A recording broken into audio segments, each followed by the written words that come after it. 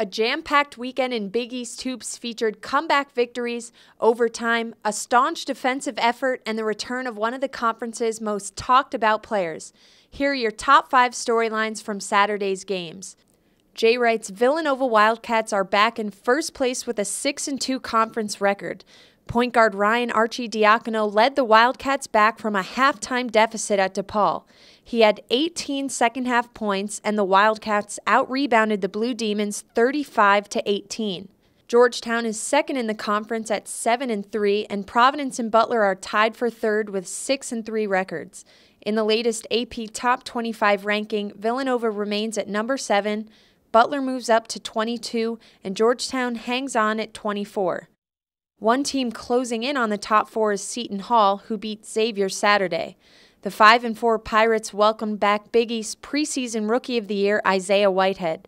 The 6'4 guard seemed fully recovered from a stress fracture in his foot, posting 19 points, 3 assists, and 3 steals in just 23 minutes. He rejoins an ultra-talented Seton Hall freshman class that combined for 49 points and 22 rebounds in the win. Butler continued its hot streak after overcoming a 10-point deficit with 4 minutes remaining to beat Marquette in overtime. The Bulldogs have now won 5 of their last 6 conference games. Sophomore forward Andrew Schrabis came up big for Butler with a career-high 30 points and 8 rebounds. Cameron Woods dominated the glass with a career-high 18 boards. Saturday's matchup between Providence and St. John's featured the league's top 2 scorers in LaDante Henton and D'Angelo Harrison, but it was Sir Dominic Pointer and Chris Dunn who stole the show. For the Red Storm, Pointer continued his tremendous all-around play with 20 points, 7 rebounds, and 5 assists. For Providence, Chris Dunn followed up a triple-double with a 23-point performance to earn Big East Player of the Week honors. Georgetown bounced back from a loss to Xavier last week with an incredible defensive effort at Creighton.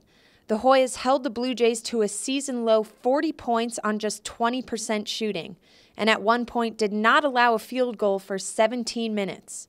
Offensively, Devontae Smith-Rivera led the Hoyas with 24 points in the win. The first half of Big East play did not disappoint, and the second half should be even more exciting as we approach the tournament. All 10 teams will be back in action Tuesday and Wednesday night. For the Big East Digital Network, I'm Kim Adams.